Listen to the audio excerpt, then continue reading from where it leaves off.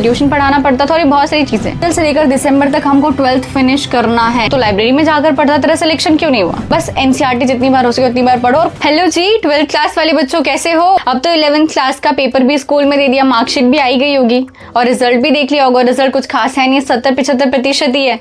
ठीक है, मतलब पता तो लगे 11th पूरी खराब हो चुकी है, क्योंकि 11th में पूरे साल पढ़ा ही नहीं। देखते देखते हम 12th में आ चुके हैं। एक साल बाद नीट 2026 का पेपर देना है। अगर सिलेक्शन नहीं हुआ उसमें, जो कि हमको भी अंदर से लग रहा है कि 11th क्योंकि खराब हो चुकी है, नीट के पेपर में तो 11th-12th दोनों का ही सिलेबस आता है। अगर 12th क्लास में हम 12th पे अच्छी कमांड कर लें और 11th फिर भी अगर हमारी वीक रह जाए, वो कंप्लीट ना कर पाए, तो फिर नीट के पेपर में हमारा सिलेक्शन होना इम्पॉसिबल है। और जब सिलेक्शन नहीं हुआ तब पेरेंट्स पूछेंगे कि बेटा जो तो हमने ऑफलाइन कोचिंग दिलाई, तो हमने ऑनलाइन कोचिंग दिलाई, तो लाइब्रेरी में जाकर पढ़ता, तेरा सिलेक्शन क्यों नहीं हुआ? दीदी आपकी क्या स्टोरी है? तो मेरा भी फर्स्ट अटेम्प्ट में नहीं हुआ था। कारण यही था कि 11th क्लास मेरी बिकॉज ऑफ मेरी घर की कुछ फाइनेंशियल नीड्स थी, मुझे ट्यूशन पढ़ाना पड़ता था और बहुत सारी चीजें, तो टाइम नहीं मिल पाया 11th को कंप्लीट करने का।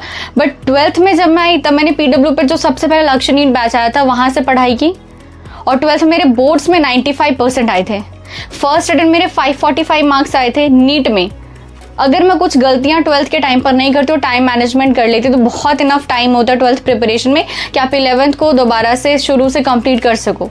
और 545 नंबर थे, अगर मैं वो टाइम मैनेजमेंट सीख जाती तो मेरे 100 नंबर ज़्यादा आते और 645-650 नंबर पे मुझे ईजिली मेडिकल गवर्नमेंट कॉलेज मिल जाता। बट क्योंकि कोई प्लानर नहीं था, 11th पे ज़्यादा फोकस किया नहीं, टाइम मैनेज था नहीं मेरा, तो इसलिए मुझे एक ड्रॉप ईयर लगा। आज के वीडियो में यही है कि आपको एक ड्रॉप ईयर ना लगे 12th के साथ, आप कैसे 11th कंप्लीट करो और कैसे आपका नीट 2026 में सिलेक्शन हो विद प्रॉपर प्लानर, सब कुछ यहाँ पर वीडियो में समझाना। अब सबसे पहले स्टेप नंबर 1, तुम कोई एक डेडिकेटेड कोचिंग, कोई एक डेडिकेटेड बैच लो जहाँ पर कि तुम्हें 12th का सिलेबस कंप्लीट करवा रहे हैं।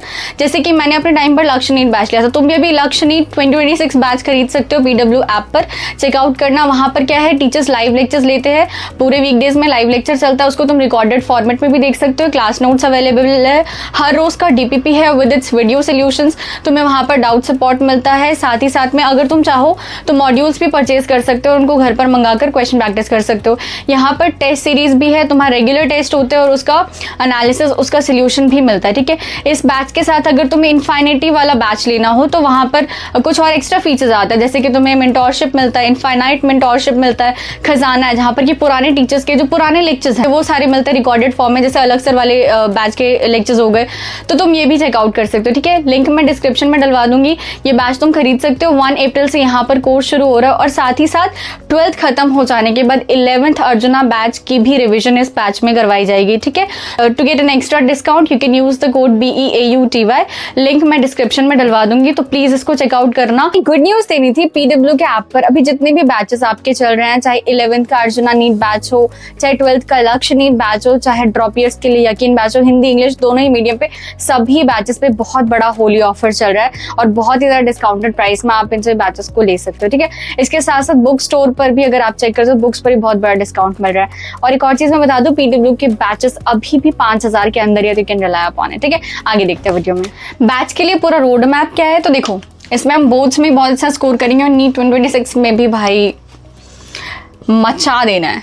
रोड मैप ये है कि देखो, अप्रैल से तुम्हारा बैच शुरू होगा, अप्रैल से लेकर दिसंबर तक हमको 12th फिनिश करना है। ठीक है, 12th फिनिश करना है सिर्फ और सिर्फ भाई, ये 1 साल है तो 1 साल पढ़ाई कर ले। तेरा अगर सिलेक्शन नहीं होता है पूरे 1 साल जैसे मैं बता रही वैसे करने से, तब तुम कमेंट कर देना अगले साल पर। ठीक है, अगले साल अप्रैल से लेकर दिसंबर तक तुमको 12th फिनिश करना है। उसके बाद दीदी फिर 11th कब करना है? 11th के लिए क्या है, देखो जब तुम्हारा ये अप्रैल से लक्ष्य वाला बैच शुरू होगा, 12th क्लास वाला बैच शुरू होगा, तो फिर इनिशियली ना स्टार्टिंग में जब ये बैच शुरू होता है तो इनिशियली के 2-3 महीने, मतलब अप्रैल मई जून, ये जो 2-3 महीने है ना, यहाँ पर तुम्हारे पास अच्छा खासा टाइम होता है क्योंकि सिलेबस बहुत स्लोली जा रहा होता है। तो यहाँ पर तुम्हारे पास इतना टाइम है कि तुम अगर हर दिन 3 घंटे भी अपने 12th क्लास के अलावा अगर हर दिन 3 घंटे भी देते हो, प्लस में वीकेंड्स पर तुम अगर अपने 5-6 घंटे देते हो और उसके 5-6 घंटे देते हो, मतलब कि यहाँ पर इतना अगर तुम कर लेते हो तो 11th के कुछ बेसिक चैप्टर जिनका की लिस्ट मैं दूंगी, मतलब 40% ऑफ द सिलेबस तुम यहाँ पर कंप्लीट कर सकते हो 12th चलने के साथ साथ, और बहुत सारे बच्चे ऐसा करते हैं। ठीक है, इसके बाद अगर फिर भी तुम्हारे यहाँ पर सिलेबस कंप्लीट नहीं हो रहा है, लाइक 12th के साथ नहीं मैनेज हो पा रहा, तो फिर तुम्हारे पास दिसंबर में 12th खत्म करने के बाद जनवरी और फरवरी 2 महीने हैं, यहाँ पर तुम 60% अपना 11th क्लास का जो सिलेबस है वो कर सकते हो और बाकी सारा रिवाइज कर सकते हो, ठीक है। मतलब फरवरी 2026 में तुम्हारा 11th और 12th दोनों का ही सिलेबस खत्म हो जाएगा। उसके बाद बचा तुम्हारे पास मार्च और अप्रैल 2026 का, यहाँ पर तुम्हें सिर्फ और सिर्फ रिवाइज करना है, एनसीईआरटी पढ़नी है, क्वेश्चन लगाना और टेस्ट देना है। रिवाइज करना है, एनसीईआरटी पढ़नी है, क्वेश्चन लगाना और टेस्ट देना और उसी को एनालाइज करना है, गलतियों पे वर्क करना है। और मई 2026 में तुम्हारा नीट का पेपर है, ठीक है।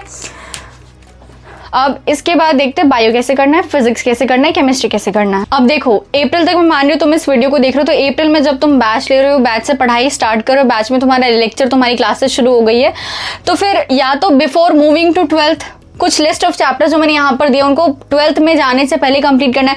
बट दीदी अब तो हमने 12th का लेक्चर लेना शुरू कर दिया, क्लासेस भी हमारी स्टार्ट हो गई, तो तुम 12th के इनिशियल 3 मंथ्स में 11th का इतना चैप्टर करके रख लो, ठीक है। ये तुम्हारे 11th का 40% सिलेबस है, इतना चैप्टर करके रख लो ताकि तुम्हारा बेसिक से स्ट्रांग हो जाए। और दूसरा बात है 11th का ही मेजर पोर्शन तुम्हारा कवर हो जाए, जैसे कि फिजिक्स में basic maths, vectors, differentiation, integration, क्योंकि अगर ये नहीं करोगे तो फिर तुमको फिजिक्स का इलेक्ट्रोस्टैट भी समझ में नहीं आएगा जो पहला चैप्टर है।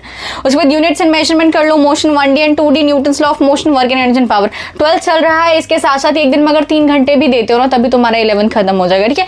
केमिस्ट्री में mole concept, periodic table, chemical bonding, redox, GOC, isomerism, hydrocarbon, ठीक है। मोल कॉन्सेप्ट और केमिकल बॉन्डिंग और रिडॉक्स ये तो बहुत इंपॉर्टेंट है, और जीओसी वेरी इंपॉर्टेंट, ठीक है। ये 4 को पहले करना है। बायो में जो सबसे ज्यादा इंपॉर्टेंट है cell the unit of life, cell cycle and division, बस ये बेसिक चैप्टर्स है, इसको पहले कर लेना। उसके बाद बायो के चैप्टर्स में मूव करना फॉर 12th। बाकी ये जो 4 चैप्टर्स है ये मुझे लगता है बड़े चैप्टर्स है, लर्निंग चैप्टर्स है, specially plant kingdom, animal kingdom, morphology, बहुत एग्जाम्पल्स, बहुत याद करना है, तो उसको तुम 12th के साथ साथ ही याद करते चलना। और ताकि जब एंड में तुम दिसंबर जनवरी तक में पहुंच जाओगे तो 11th का सिर्फ ये वाला चैप्टर जहां पर एग्जाम्पल्स है उसको सिर्फ रिवाइज करना हो, ठीक है। और बाकी ह्यूमन फिजियोलॉजी भी साथ साथ 12th के साथ साथ ही खत्म कर लेना, काफी मेजर पोर्शन तुम्हारा 11th का खत्म हो जाएगा within 3 or 4 months with the 12th। अब दीदी आपने चैप्टर्स के नाम तो बता दी, इन चैप्टर्स को करना कहाँ से है?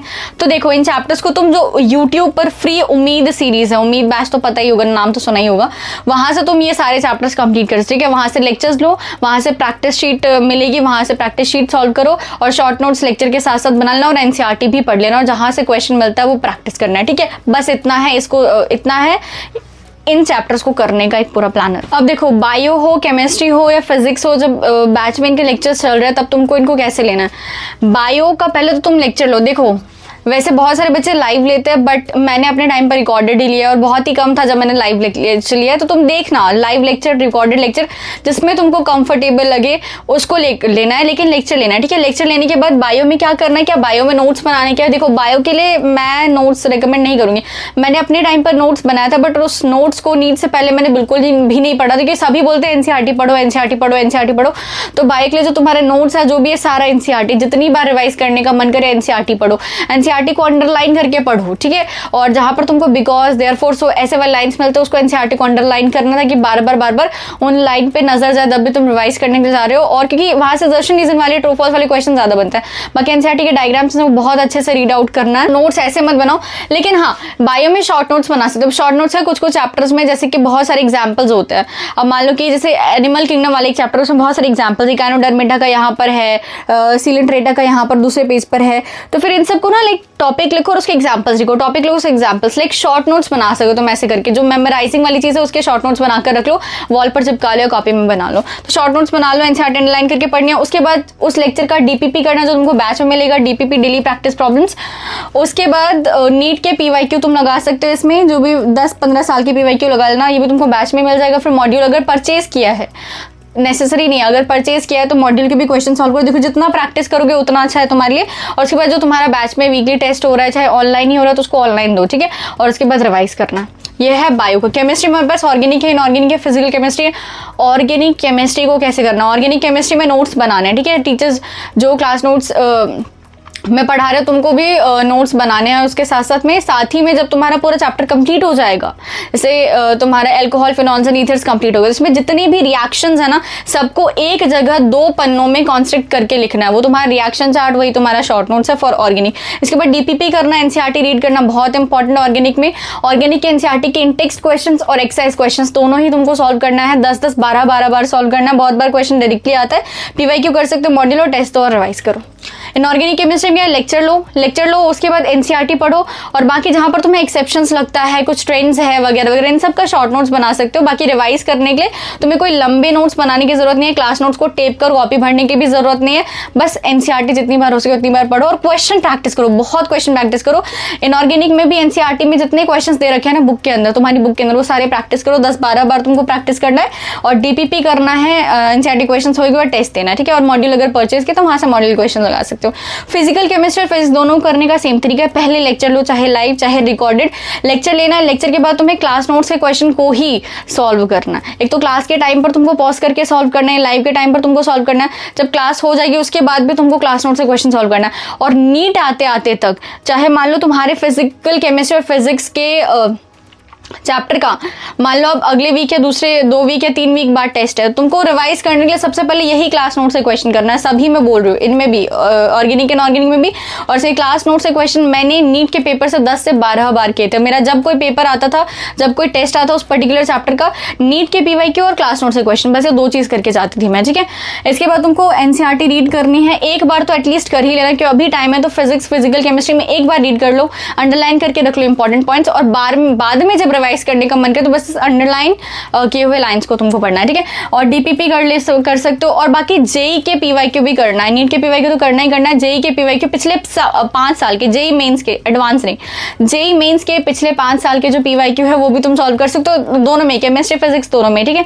क्वेश्चन प्रैक्टिस है, और जितना प्रैक्टिस करोगे उतना तुम्हारी एक्यूरेसी सही होगी। और बाकी मॉड्यूल क्वेश्चन प्रैक्टिस, मतलब जहां पर तुम्हें ऑनलाइन रिसोर्सेज में तुमको क्वेश्चन कहीं से मिल रहा है तो क्वेश्चन करो, ठीक है। एक चैप्टर में एम करो कि 200-250 क्वेश्चन तुम्हारे हो जाए, चाहे बायो हो, चाहे फिजिक्स हो, चाहे केमिस्ट्री हो। बाकी टेस्ट दो और रिवाइज करो। और ऐसा ही है पूरे साल, पूरा 1 साल बहुत लंबा जर्नी है, 365 दिन, 12 महीने बहुत लंबा टाइम होता है। एक दिन कंसिस्टेंसी मेंटेन करके रखनी है, आलस नहीं करना है, डिस्ट्रैक्ट नहीं होना है। अभी 0 पर हो, अच्छे से शुरू करो, बहुत धीरे धीरे करके 30, देन 40, देन 50 एंड 100% तुम अपने आप को बिल्ड कर लोगे, ठीक है। और नीट 2026 क्रैक करना कोई बड़ी बात नहीं है। अगर दीदी ने अपने टाइम पर टाइम मैनेजमेंट सही किया होता, कुछ इधर उधर टाइम खराब नहीं किया होता, दीदी का भी फर्स्ट अटेम्प्ट में हो जाता, ठीक है। तो अच्छे से मन लगाकर पढ़ाई करो। अब पानी पी लो यार, वो इतनी देर से वीडियो देख रहे हो, पानी पी लो और पढ़ने के लिए बैठो। Bye bye.